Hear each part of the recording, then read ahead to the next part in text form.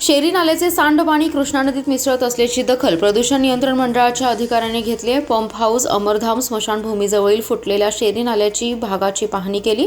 या प्रकरणी नाराजी व्यक्त करत तात्काळ महापालिकेला नोटीस देण्याचे आदेश सांगली विभागीय अधिकाऱ्यांनी दिले, तर नदीपात्रातील पाण्याचे नमुने देखील तपासणीसाठी पाठवलेत।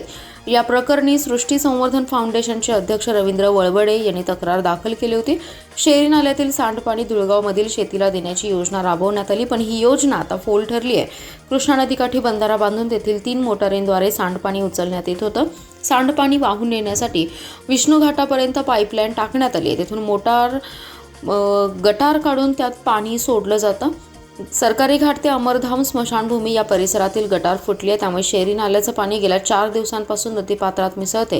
कृष्णा नदीपात्रात सांडपाणी मिसळत असल्याने नदी प्रदूषित होते। या प्रकरणी रवींद्र वळवडे यांनी तक्रार केल्यानंतर 4 दिवसांनी सचिन हरबड यांनी तक्रारदार रवींद्र वळवडे, ॲडव्होकेट ओंकार वांगीकर, महापालिकेच्या कर्मचाऱ्यांसह शेरी नाला पंप, विष्णू घाट आणि अमरधाम स्मशानभूमीजवळ प्रत्यक्ष पाहणी केली। सचिन हरबड यांनी शेरी नाला पंपिंगचे प्रभारी अधीक्षक स्वप्नील कांबळे यांना दूरध्वनीवरून माहिती विचारली, मात्र त्यांनी प्रतिसाद दिला नाही। त्यामुळे प्रदूषण नियंत्रण मंडळाच्या अधिकाऱ्यांनी तात्काळ महापालिकेला नोटीस बजावून खुलासा करण्याचे आदेश दिलेत। शिवाय नदीपात्रातील पाण्याचे नमुने तपासणीसाठी घेतलेत। नमस्ते, मी रवींद्र कुबेर वळवडे, अध्यक्ष सृष्टी संवर्धन फाउंडेशन। दिनांक 13 तारखेला नागरिकांच्या तक्रारी आल्या होत्या की शेरी नाल्याचं पाणी नदीत मिसळत आहे। या कारणास्तव मी येऊन स्वतः पाहणी केली 13 तारखेला की इथं अमरधाम स्मशानभूमीजवळ आत्ता पाणी फुटलेलं दिसलं।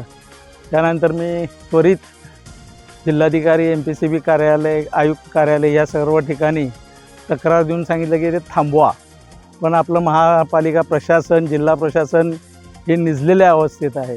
दिनांक 14 तारखेला येऊन पाहणी केली, 14 तारखेला पण हे सुरूच होतं। 15 तारखेला परत पाहणी करून घेतली, 15 तारखेपर्यंत म्हणजे तक्रारी देऊन महापालिका प्रशासन काय यावर कारवाई करत नाही।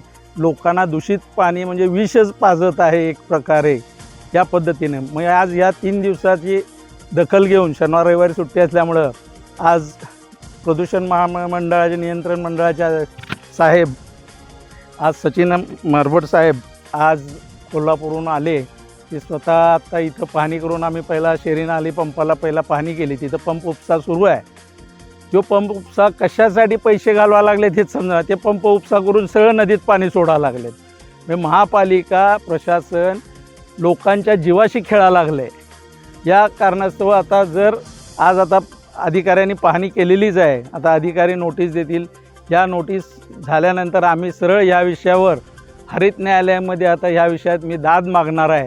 आणि ह्या शेरी नाल्याचा जो विषय आहे, ज्वलंत प्रश्न गेली कित्येक वर्ष, तो कायमचा निकाली काढण्यासाठी आमचं फाउंडेशन, आमचे सहकारी मित्र यांच्या मदतीने हा कायमचा प्रश्न सांगलीकरांचा निकालात काढण्यासाठी आमचा प्रयत्न राहणार आहे।